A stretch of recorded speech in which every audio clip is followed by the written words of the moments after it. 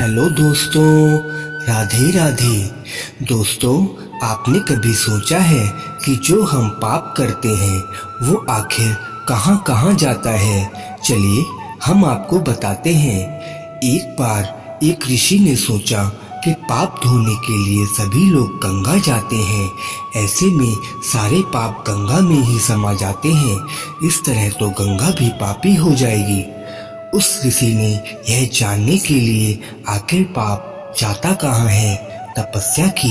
तपस्या करने के फल स्वरूप देवकर प्रकट हुए। तब ऋषि ने उनसे पूछा कि गंगा में जो पाप धोया जाता है वह कहाँ जाता है। तब भगवान ने कहा कि चलो गंगा जी से ही पूछते हैं इस बारे में। ऋषि और भगवान दोनों ने ही गंगा जी से पूछा कि हे गंगे, सब लोग तुम्हारे यहाँ पाप धोते हैं, तो इसका मतलब क्या आप भी पापी हुई? तब गंगा ने कहा कि मैं कैसे पापी हो गई, मैं तो सभी पाप लेकर समुद्र को अर्पित कर देती हूँ।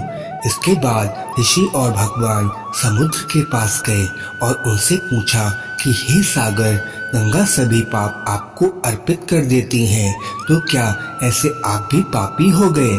तब समुद्र ने कहा कि वो कैसे पापी हुआ, वो सभी पाप को भाप बनाकर बादल बना देता है। अब ऋषि और भगवान दोनों ही बादल के पास गए, उनसे पूछा कि हे बादल, समुद्र पापों को भाप बनाकर बादल बना देते हैं, तो क्या आप पापी हुए? बादलों ने कहा, मैं कैसे पापी हुआ, मैं तो सभी पाप को वापस पानी बना देता हूँ और धरती पर गिरा देता हूँ। इससे ही अन्न उपजता है, इसे ही मानव खाता है।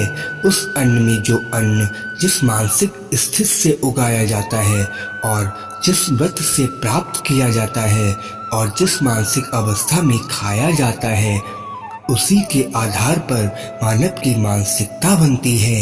यही कारण है कि कहा जाता है कि जैसा खाए अन्न वैसा बनता मन। जिस व्रत से अन्न प्राप्त किया जाता है और जिस मानसिक अवस्था में खाया जाता है, वैसा ही विचार मानव का बन जाता है। ऐसे में हमेशा भोजन शांत रहकर ही ग्रहण करना चाहिए। अन्न जिस धन से खरीदा जाए वह धन भी श्रम का होना चाहिए।